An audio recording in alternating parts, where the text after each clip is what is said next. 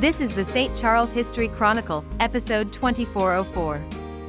Musician and author Dean Milano joins Eric and Steve to talk about the St. Charles and Greater Chicago area music scene of the 1960s and 1970s. Brought to you by the St. Charles History Museum in St. Charles, Illinois. Hey everybody, this is Steve Gibson, past president, St. Charles History Museum. You're listening to the St. Charles History Chronicles. I'm here with my normal co-host, Eric Krupa, collections manager. How you doing, Eric? Doing very well, Steve. And we have a special guest today. Our special guest is Dean Milano.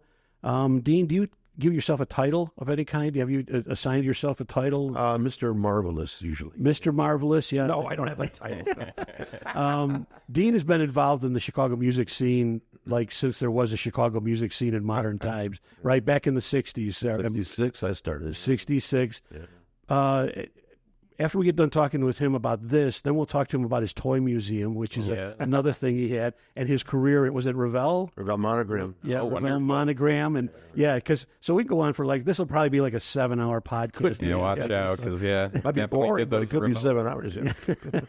But actually, Dean's here today to talk as part of our new exhibit that's coming up. Right, Eric? How are we doing on that? Yeah, we're almost complete. It'll be opening up on June 1st, so please swing on by and take a look. It's going to feature all the local artists, big, small, whoever it is, We want to get them included. And also reach out if you want to be included in the exhibit, as we are taking recordings from local artists and doing a brief interview. And we're going to be adding that as an interactive part where people can kind of listen to your story and listen to your music. If you're interested in becoming part of this exhibit, you can do that by reaching out to us, info@stcmuseum.org. Give us a call here at the museum, 630-584-6967. In the meantime, let's get started talking about music here in St. Charles. And the reason why we asked Dean in is because Dean is not only a historical figure in the Chicago music scene. He's still actively playing and hanging out and stuff like that. So we thought it'd be a great way to kind of get an overview of how things have changed and everything. So let's go back to the early days. Do you remember the early time playing here in St. Charles? I know you had the band The Grope, and I think that's when you actually... Don't ever say The Grope. Just Just Grope. Just Grope, okay. They were very adamant about that back in the day. Good. Because you wouldn't say The Cream, it was Cream. Yeah, but we were Grope. The Pink Floyd, which is also irritating. But there's a bunch of them like that. Yeah, exactly. Yeah. So when you first started out with Grope and you guys were playing, where did you grow up, by the way? Well, I'm from Milwaukee, but I came here in 64, moved to Glen Ellen, and 64 was right when things were starting to pop because, of course, the Beatles were on Ed Sullivan, and that changed the whole music world when that happened.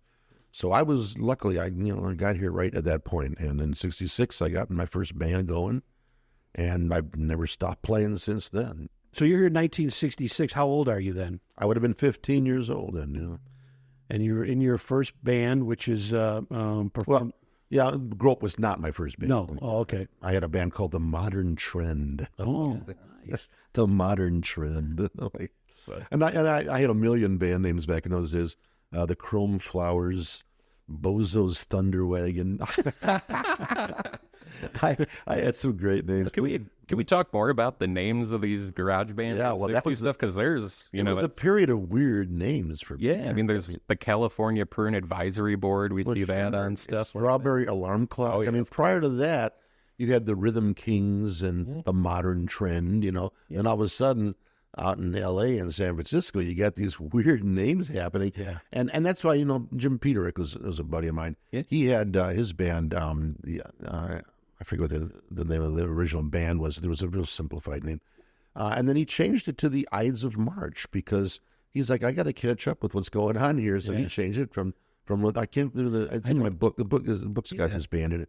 But it was a real simple name from that time. And you can see that he was thinking the same thing. These names are changing, and we're way behind the times here. We better start catching up. We're the Ides of March now, which is my birthday. And every time I work with Jim, I say, Jim, I want to thank you again for naming your band after my birthday. He goes, well, of course, Dean, I did on purpose, because March 15th is the Ides of March. We had a teacher in high school that would play it every March 15th down the hallway. Really? Actually, yeah, Yeah, he actually performed here 60th anniversary show. Yeah, at the Norris Cultural Arts Center. Yeah, it was a great show. It really tore the place up. Had a little mini orchestra with them and everything. Yeah, Ron Carney was there. Yeah. You reminded me. I remember seeing a skit on the Johnny Carson show back in the day, and what he had was like two baskets with random names in them, and they were making band names up by drawing one from each basket and putting them together. That would work. It was pretty funny. Peanut butter conspiracy. Yeah. This is the ad that was in the Chicago Tribune, and it was an ad for the Yellow Pages, I believe. Yeah. And I saw that, and I thought, there's a little grope in all of us. That sounds like a cool name. Let's use that. And of course, now today, everyone's like, your band name is very, very un-PC, grope. And I'm well, too bad. It's been 55 years now. That's the name. We're not changing it now. And just for everybody listening, Dean brought in a scrapbook that he's got from back in the day. It's got all sorts of stuff on it. Are these set lists? These are our set lists. And when we played the Jaguar, these would have been the set lists that we did. That's fantastic. Yeah. Very, very cool. So how do you get from Glen Ellen in your garage to something like the Jaguar? And I don't mean like drive your car. I mean like how does the world develop to? Yeah, how do you make that connection? I got to think, because it was so many years ago. You're talking. We first played the Jaguar in '68. I think that would have been. So how many years ago was that? It was like 55 years ago. Yep. I don't know how we made that connection, but there were some agents back in those days that would book these places.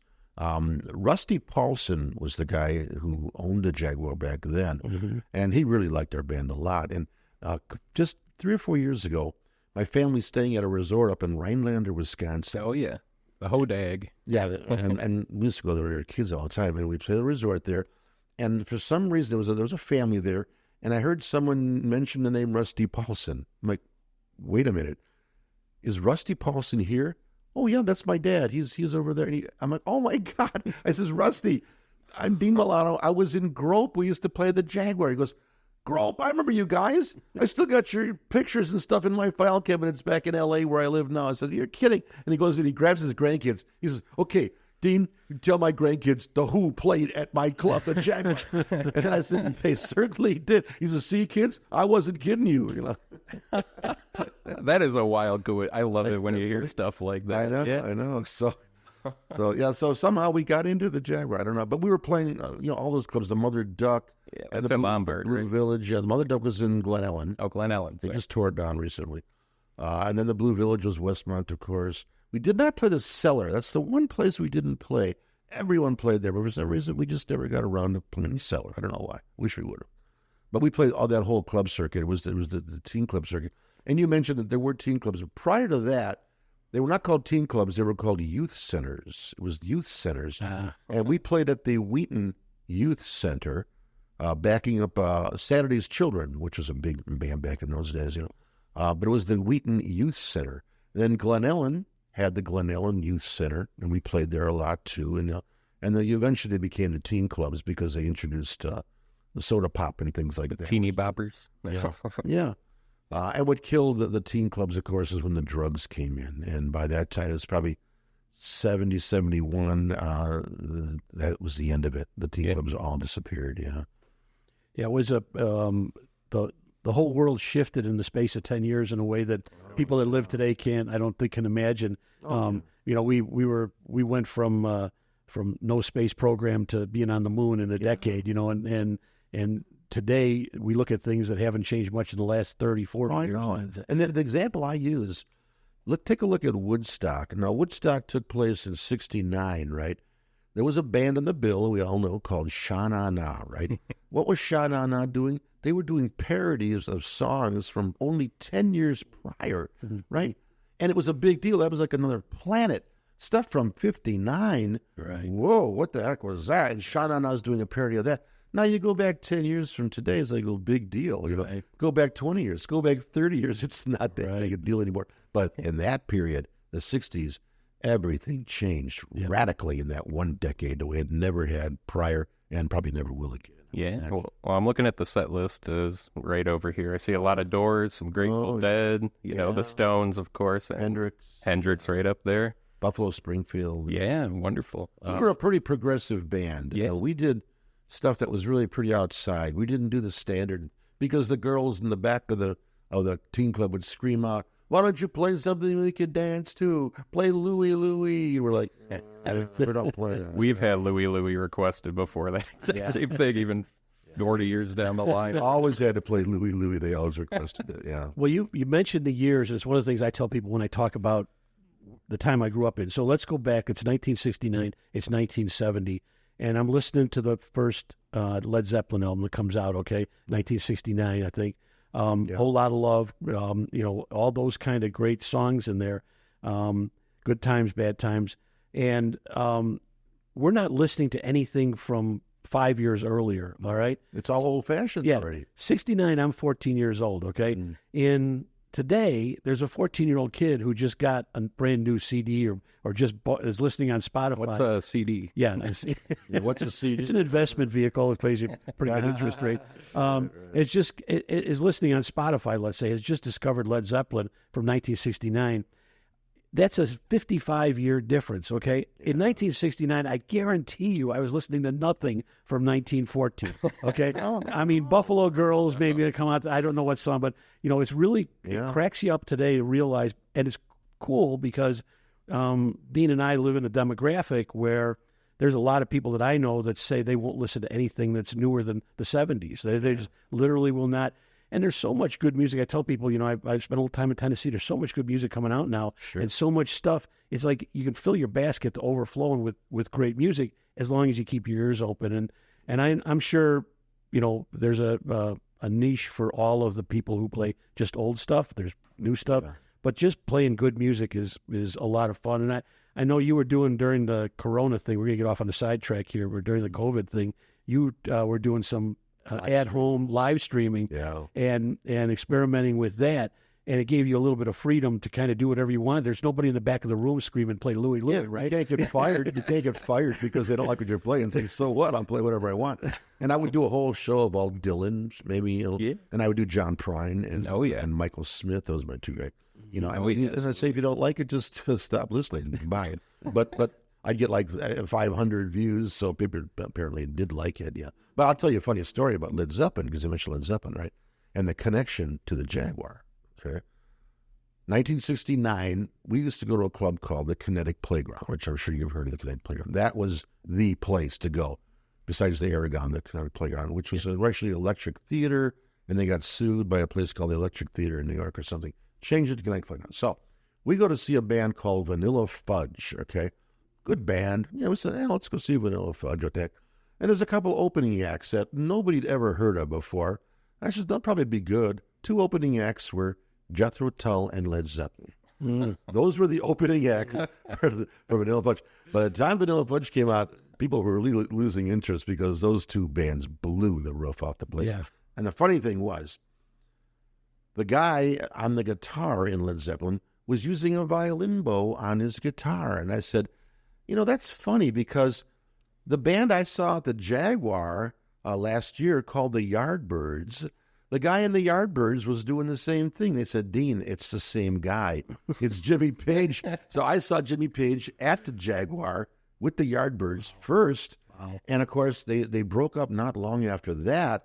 And Zeppelin originally was called the New Yardbirds. And then they changed to Led Zeppelin, But we'd go to see bands like that at the Jaguar, like the Who, of course, and the Yardbirds, the Blues Magoos, if you remember them. Oh, yeah.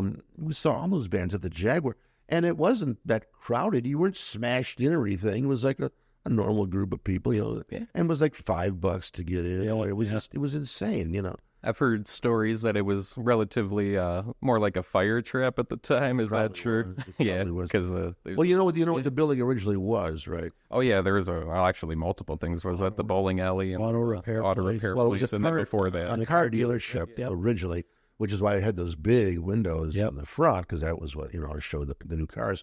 And then when I stopped in there years after the Jaguar had closed, I said, I wonder what's there. I think this is where it was, and it was an antique mall at that time. Oh, like, is this the same place?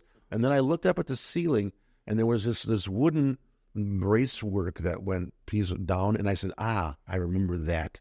This is the Jaguar. Yeah, I remember those the ceiling pieces, and that confirmed it for me.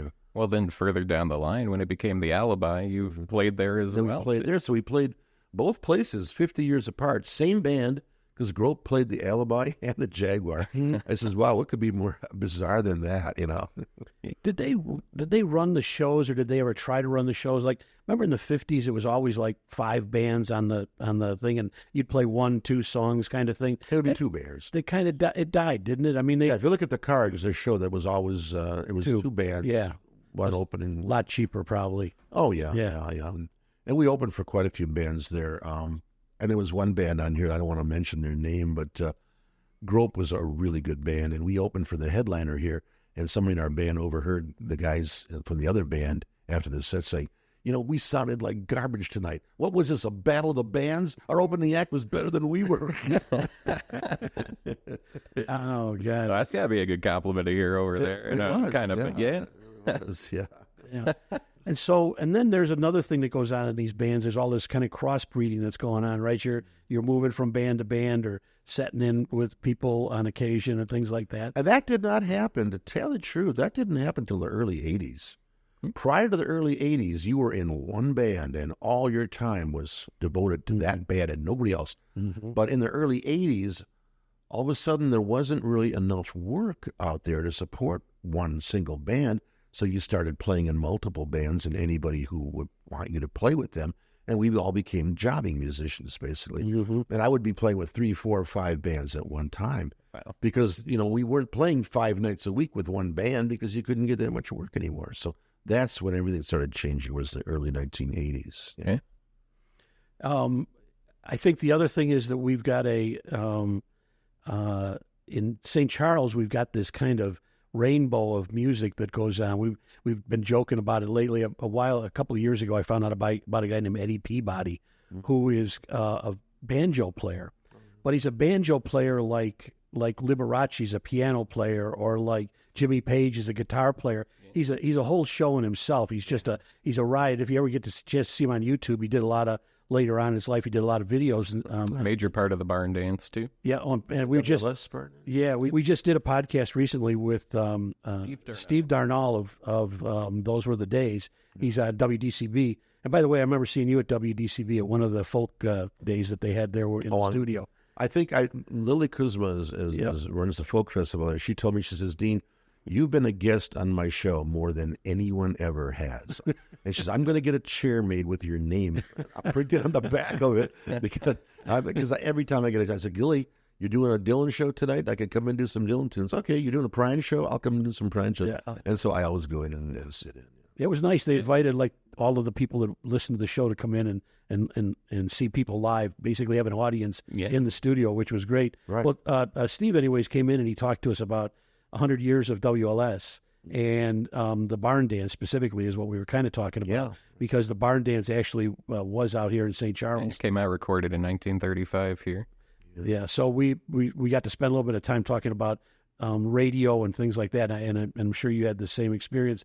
Transistor radio under the pillow at night, people screaming at you to go to sleep. And that's exactly what it was. Yeah, and you just can't get enough of this stuff. And Chicago is such a mecca for all these things. For me, I think I remember the 60s and the 70s as being when we kind of got on the same footing of L.A. and New York, right? Mm-hmm. Musicians had to come through the Chicago area, and we got to see pretty much every band that would come in. Before that, I mean, you had bands that existed only on the coast. They flew over us, or yeah. But now all of a sudden we get all of this music. But I got to tell you that when I go back to beginnings in Schaumburg and things like that, and some of the bands that I saw there, and for me, I remember I saw AC/DC there, I saw Jethro Tull there, those kinds of things. But I also saw, Jim Peterick playing there, and after the Ides of March when he was doing wasn't solo, I forget. I asked him about it a while back, and he gave me the right name. I remember it as the Shy Rhythm Ensemble, but I know that's not the right name. So we had great talent in Chicago, and I think as I've been asking Eric, we've been talking about different people that have come in and talked to us. I mean, we had in St. Charles, Brian Wilson lived here in St. Charles for a while. Weird, yeah. Joe Thomas lived here in St. Charles for a while. And to have that ability to kind of draw from all these different things, Earth, Wind, and Fire, Chicago kind of people, Yeah, it's to have that talent in here. For a while, I think we were a pretty cool music scene all on our own, like self-contained. But now, what years are you talking when you refer to 70s? The 70s? Yeah. Okay, because what I saw, and a lot of people don't like this when I say this, but I think it's the truth. Is we had a lot of popular bands in Chicago during the mid-late 60s. We had New Colony Six, we had the Shadows of Night, we had Ides of March, we had the Crying Shames, we had the Buckinghams, and these were nationwide bands. They were across the nation, chart-wise, right? But what was going on is these bands were really good, and they were playing pop music. It was pop music.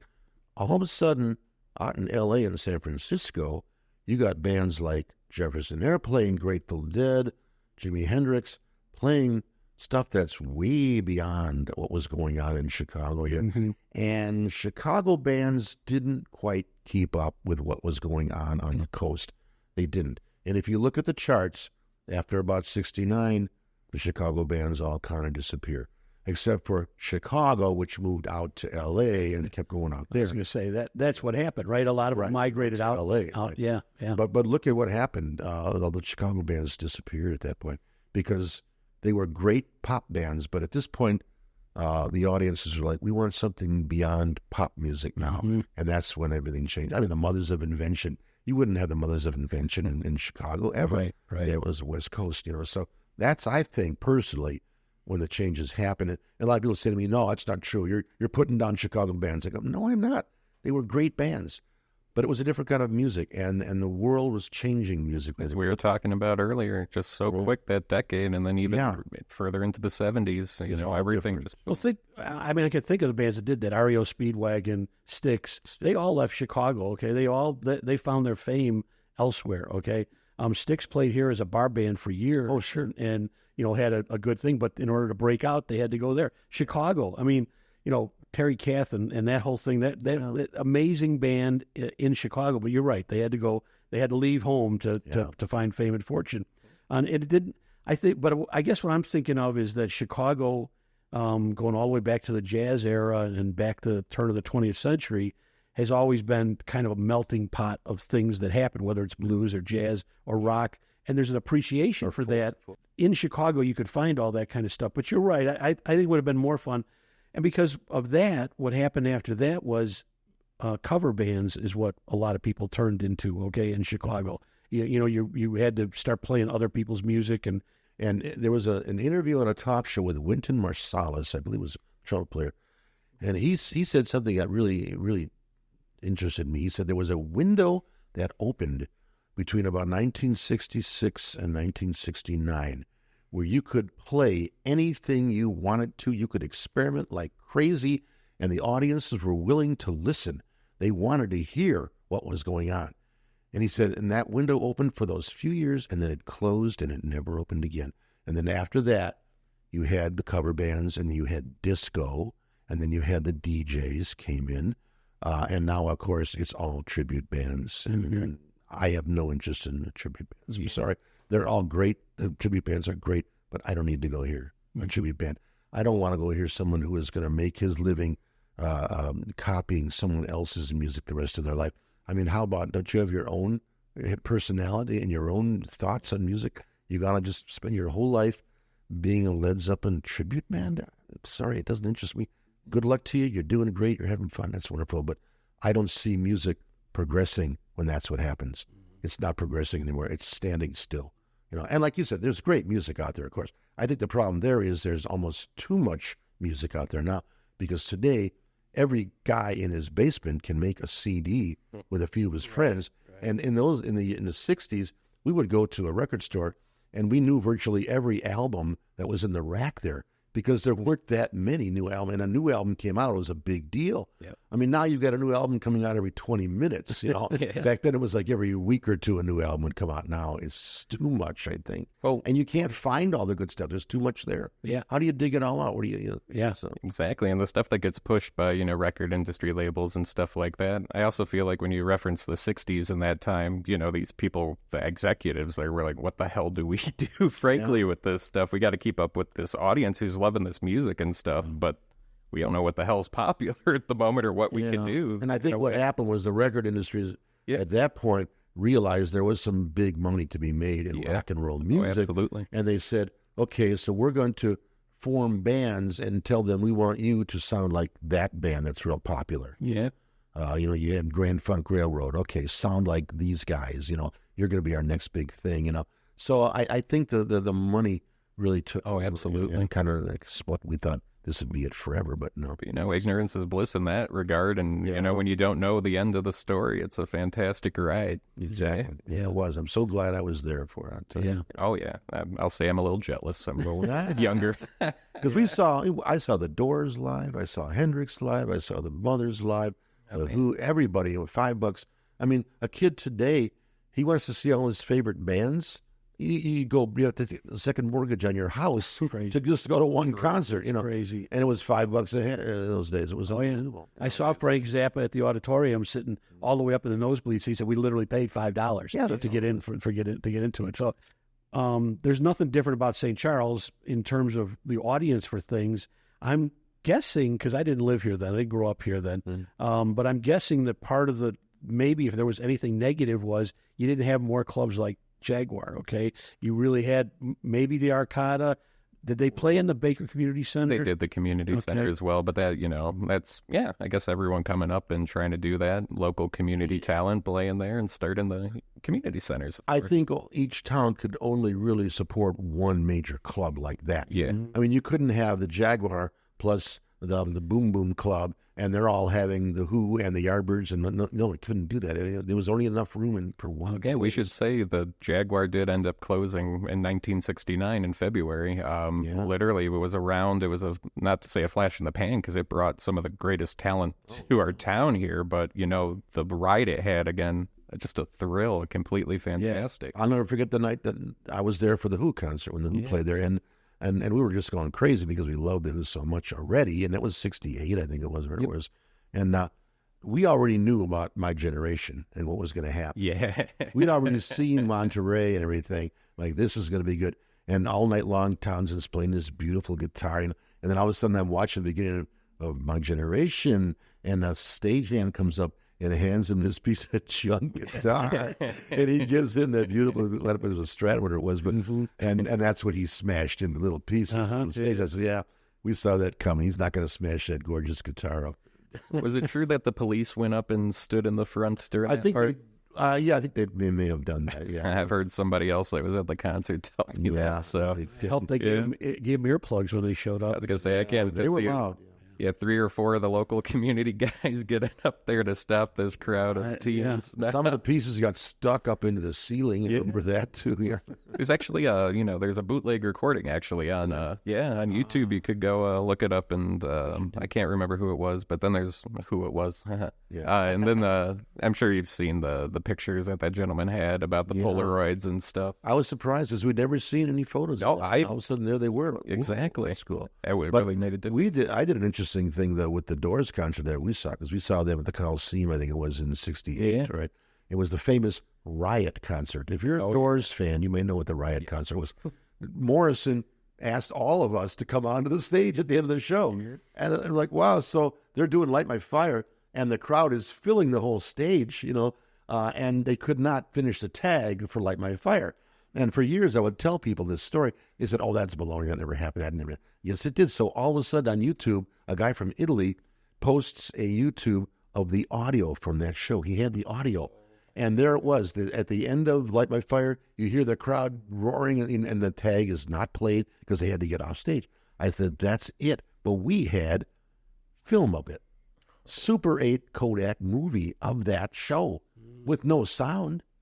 And I contacted the guy in Italy. I said, we've got Super 8 film of this show. He says, oh, my God. He said, send it to me. I will sync it up with the audio. And he did. And it's on YouTube right now. And the Doors fans have gone totally nuts. There was never any video or audio. I'm already going nuts. Look, I got a little goosebumps. Yeah. Oh, yeah. It's amazing. It's on YouTube now. And of course, people like, and at first people said, you're lying. You weren't there. You weren't at that concert. I said, yes, I was at that concert. Here's the proof, buddy. What do you want? So literally in film. So Well, let me ask you something. And you say you don't like tribute bands. You don't patronize tribute bands. The time is coming quickly when, for example, I saw Foreigner last summer. It was their farewell tour, and it turned out that nobody in the band was in the original Foreigner. They'll all be gone. So everybody's going to be gone. Yeah. What do you see the future then as? Well, people want to hear that music, and there are musicians who are willing to go out and spend their lives just mimicking someone else for the rest of their lives and never doing an original thing that in the music themselves. If those guys are willing to do that, go ahead, let them do it. But I wish that there would be some room for bands that do want to do new stuff that haven't been done yet, Yeah. And that's what I hope. But see, I'm old now. How much longer can I do this anyway, But I hope to play the rest of my life to doing stuff that's not just a tribute to someone else from beginning to end. Yeah. And I don't want to put the tribute bands down. I got a lot of friends of mine are in these tribute bands. Right. And they're going to kill me if they hear this. They what are you saying?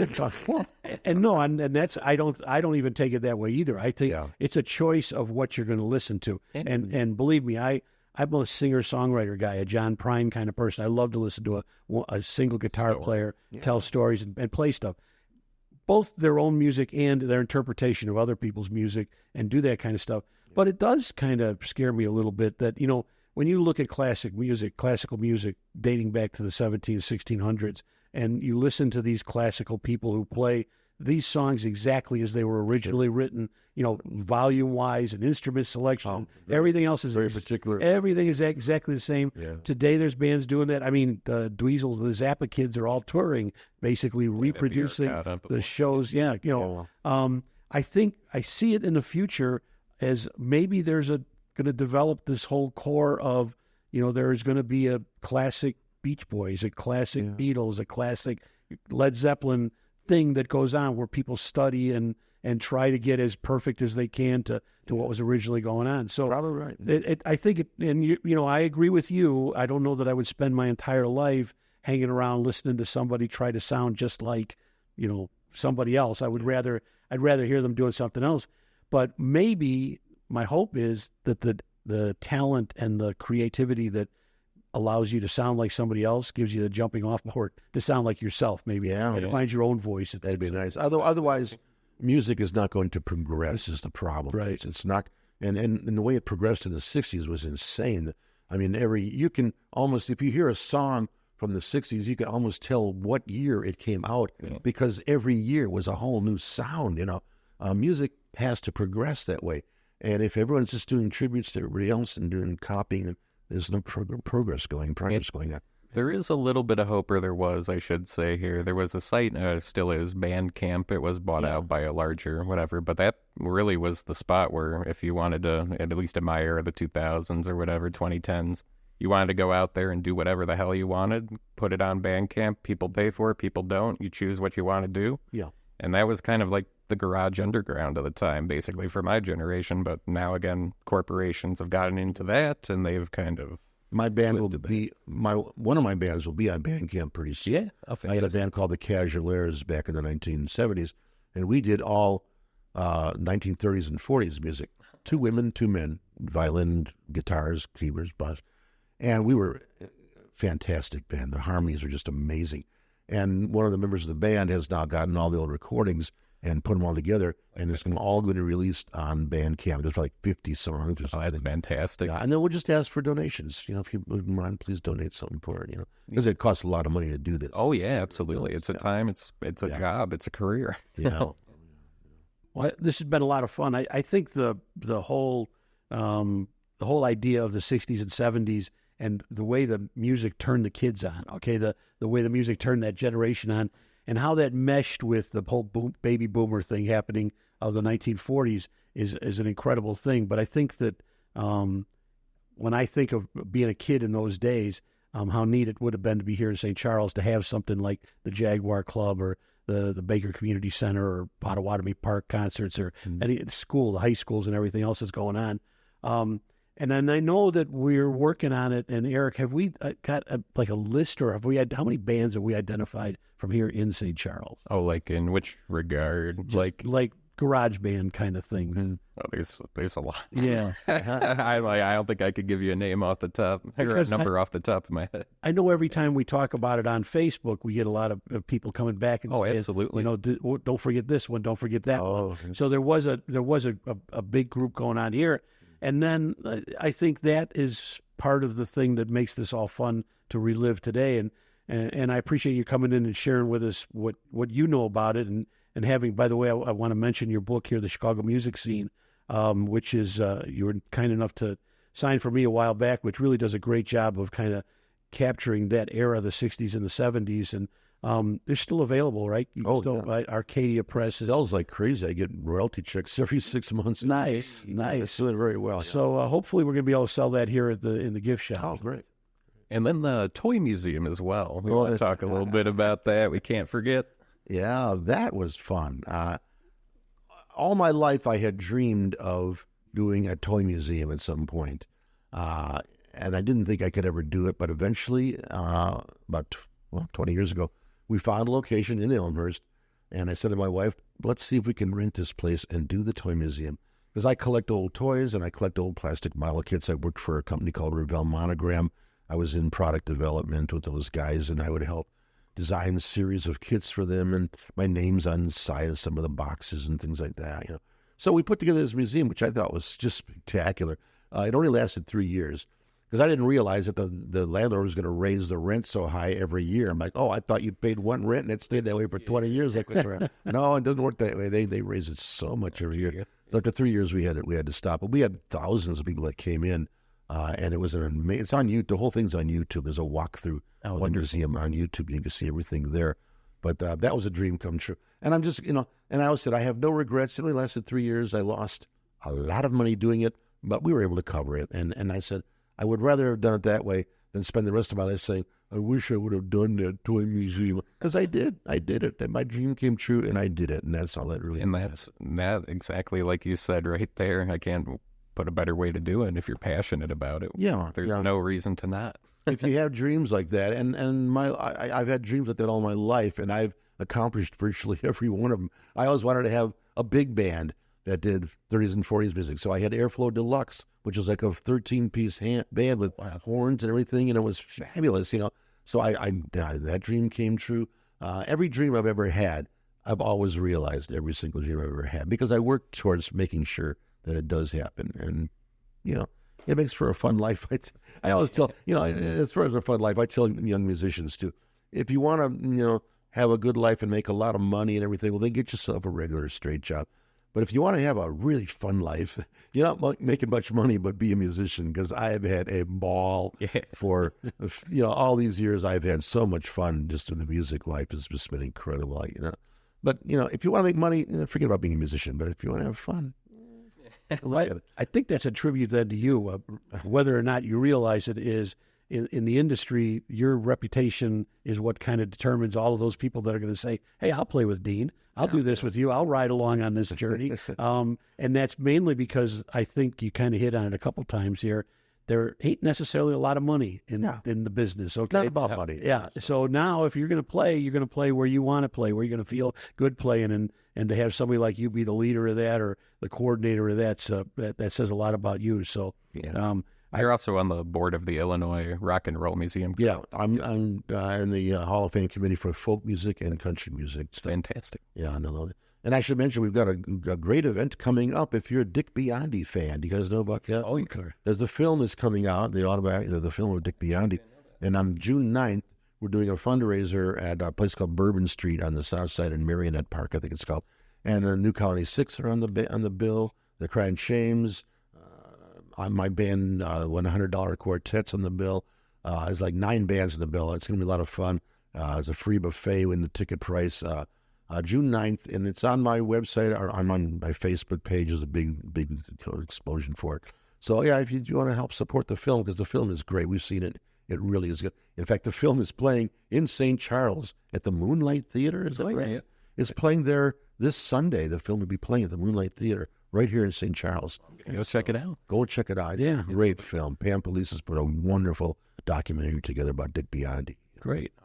And your Facebook page is just Dean Milano? Yeah. All right, okay, Yeah. great. All right, people can find it that way. Easily. I'll put some links in the show notes for that too. Cool. And we really appreciate this, and we're going to continue to kind of tap you as we put this exhibit together and make sure that we're doing it right and we're paying attention to Making it authentic. Yeah, as authentic as possible. Eric and I both live with the motto that everything has to be in context, and especially with something like this, people like you are what help us provide context. So, Absolutely.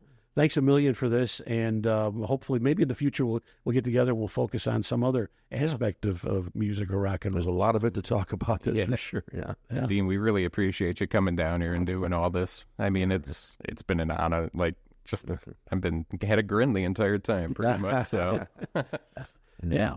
Well, a couple other things here before we go, just to kind of touch base. We have now finalized and locked in the last Sunday of every month, May through October. We're going to be the tour guides on the paddle wheel riverboats at the Potawatomi Park. You're going to have a docent from the History Museum. just Potawatomi Park. No, I'm just kidding. Well, yeah, just the park. That's all we're going to do. No. But I was lucky enough last weekend to be able to take the paddle boat ride myself.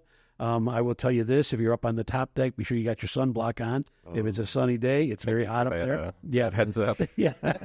But I think it's going to be a fun time. You find out more about it at the St. Charles Park District website, and it's called Historic Sundays or History Sundays. I can't remember. One of the two, anyways, under there. Historic Sunday Cruises. Historic Sunday Cruises.